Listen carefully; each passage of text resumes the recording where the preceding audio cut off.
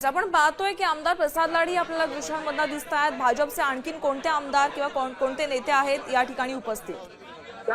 भाजप नेते प्रसाद लाड आहेत, मराठा उच्च समितीचे अध्यक्ष विखे पाटील आहेत, त्याचबरोबर अनेक नेते जे आता दाखल झाले आपल्याला पाहायला मिळत आहेत। खरं तर प्रसाद लाड यांनी एक भावनिक आव्हान देखील मनोज जरांगे पाटील यांना केलेलं आहे की तुम्ही बंधू आहेत आणि रथाच्या उन्हामध्ये तुम्ही स्वतःचा जीव जाळू नये, अशा प्रकारचं भावनिक आव्हान देखील सोशल मीडियाच्या माध्यमातून प्रसाद लाड यांनी जे आहे मनोज जरांगे यांना केलेलं आहे। आता प्रसाद लाड जे आहे ते मनधरणी जे आहे ते मनोज जरांगे पाटील यांची करणार आहे आणि त्यांची मनधरणी फळाला येते का हे बघणं देखील आपल्या बघणं महत्त्वाचं असणार आहे।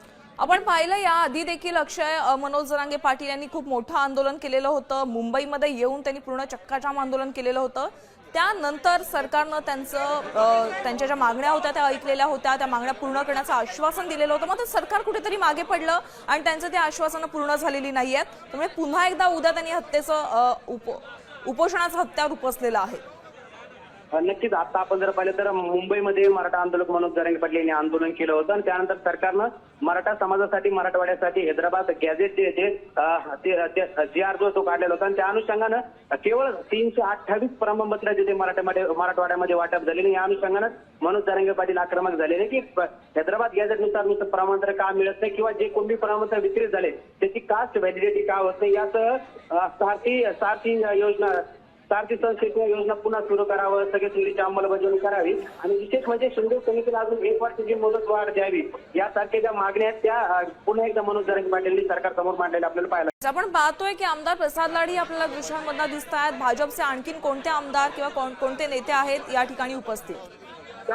भाजप नेते प्रसाद लाड आहेत, मराठा उच्च समितीचे अध्यक्ष विखे पाटील आहेत, त्याचबरोबर अनेक नेते जे आता दाखल झाले आपल्याला पाहायला मिळत आहेत। खरं तर प्रसाद लाड यांनी एक भावनिक आव्हान देखील मनोज जरांगे पाटील यांना केलेलं आहे की तुम्ही बंधू आहेत आणि रथाच्या उन्हामध्ये तुम्ही स्वतःचा जीव जाळू नये, अशा प्रकारचं भावनिक आव्हान देखील सोशल मीडियाच्या माध्यमातून प्रसाद लाड यांनी जे आहे मनोज जरांगे यांना केलेलं आहे। आता प्रसाद लाड जे आहे ते मनधरणी जे आहे ते मनोज जरांगे पाटील यांची करणार आहे आणि त्यांची मनधरणी फळाला येते का हे बघणं देखील आपल्या बघणं महत्त्वाचं असणार आहे।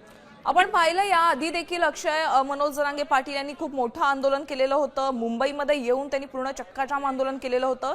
त्यानंतर सरकारनं त्यांच्या ज्या मागण्या होत्या त्या ऐकलेल्या होत्या, त्या मागण्या पूर्ण करण्याचं आश्वासन दिलेलं होतं। मात्र सरकार कुठेतरी मागे पडलं आणि त्यांचं ते आश्वासनं पूर्ण झालेली नाहीयेत। त्यामुळे पुन्हा एकदा उद्या त्यांनी उपोषणाचं हत्यार उपसलेलं आहे।